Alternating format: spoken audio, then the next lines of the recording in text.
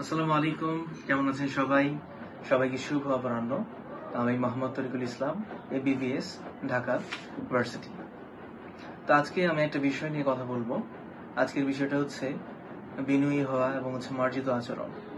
আসলে বিনয়ী হওয়াটা আমাদের লাইফে অনেক দরকার। আমাদের জীবনে মার্জিত আচরণের গুরুত্ব অপরিসীম। আপনি যদি মানুষের সাথে ভালো আচরণ করেন, ভালো ব্যবহার করেন, আপনি তার একটা ফলাফল আপনার লাইফে পেয়ে যাবেন। আপনার অনেক ধরনের বড় বিপদ থেকে আপনি বেঁচে যাবেন, শুধুমাত্র আপনার এই ভালো আচরণ এবং পরোপকারী মনোভাব থাকার কারণে।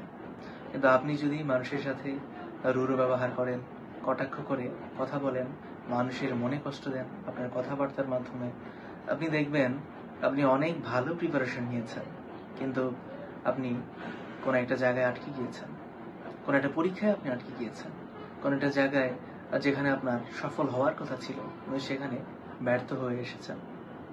তো সবাই একটা বিষয় মনে রাখবেন, আপনি যত বড় ডিগ্রিধারী হন না কেন, কখনোই অহংকার গরিমা দেখাবেন না। সবসময় সহজ এবং সাবলীল থাকার চেষ্টা করবেন, মার্জিত আচরণ ব্যবহার করবেন, বিনয়ী হবার চেষ্টা করবেন, কখনোই কারোর সাথে রূঢ় ব্যবহার করবেন না। তাহলে আপনার জীবনের পথটা অনেকটা সহজ হয়ে যাবে। আপনি যখন মানুষের সাথে রূঢ় আচরণ করেন, অহংকার দম্ভ দেখান, তখন প্রকৃতির একটা প্রতিশোধ আছে। সেই প্রতিশোধটা না খুব কঠিন। সেটা এমন এমন সময় চলে আসে যে সময়টা আমরা কোনোভাবেই এড়াতে পারি না। আশা করি সবাই মনে রাখবেন, ভালো ডাক্তার হওয়ার আগে একজন ভালো মানুষ হন, মানবিক ডাক্তার হন।